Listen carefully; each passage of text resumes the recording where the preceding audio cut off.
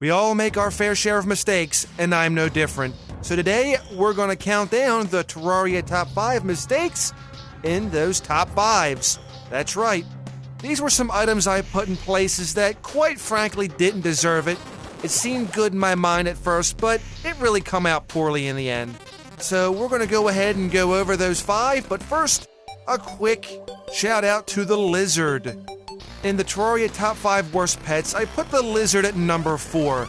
And while I still do feel confident in that spot, and I love reptiles, I own reptiles myself, mind you, I basically said that all the lizard did was follow you around. Well, you know what? That's what pets do.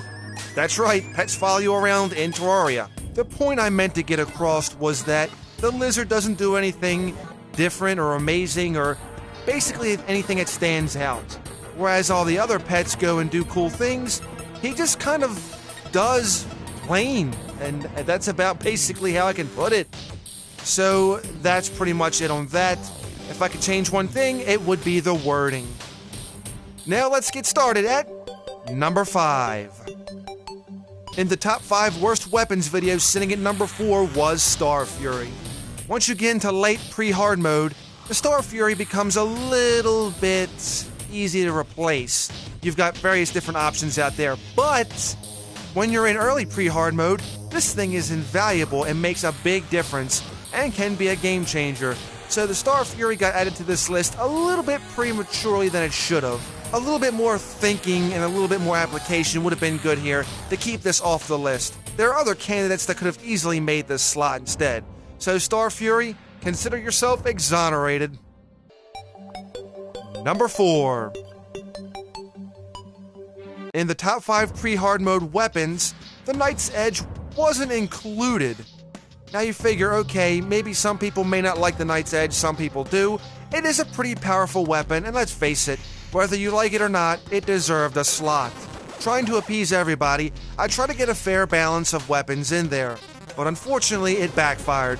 So, by adding the Ball of Hurt, it kind of squeezed everything too tight.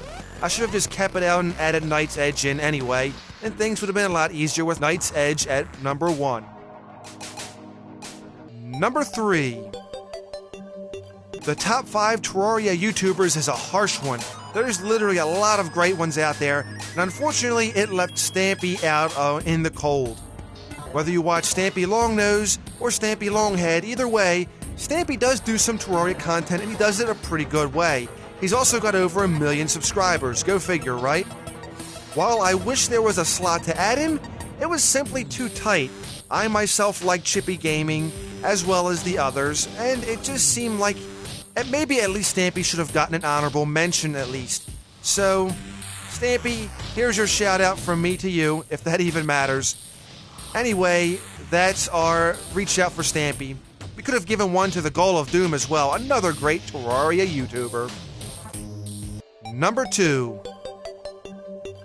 In the top 5 armor sets, the Spectre Armor wasn't included, which is a major snafu considering that I've used the Spectre Armor myself in a playthrough. Go figure. Trying to appease everybody, I went ahead and cut out some of the good parts that really should have been in there and made up the list.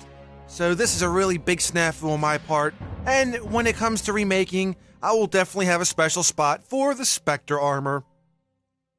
And finally, number 1. Whoa, this is a doozy. In the top 5 worst weapons, sitting at number 1, you guys let me have it with the Magic Harp. Now, my feeling was that the Magic Harp wasn't all that, and quite frankly, I felt it disposable. But many people have opened my eyes to what it can do. It really is a most powerful weapon. Though a bit situational, it does have its purposes and is very useful. If you find that taking out the twins is easier than killing the destroyer, then this can actually work in your favor as the Magic Harp does massive damage against the destroyer, go figure. A mage has many different weapons that plays many different roles. The Magic Harp is just playing its role in the mage's arsenal. So with that, I exonerate the Magic Harp from the top 5 worst weapons list. It's free! Free! And that's going to do it for the top 5 mistakes in top 5s. We all make them, and I am no different than anybody else, and I've made some big ones. But with that, thanks for watching. please be sure to give this video a thumbs up if you found it informative, entertaining, both, or whatnot. Thank you so much for watching. Have yourself a wonderful day, and if not, then just simply fake it. Don't let the badness bring you down. And I'll see you again next time with more videos.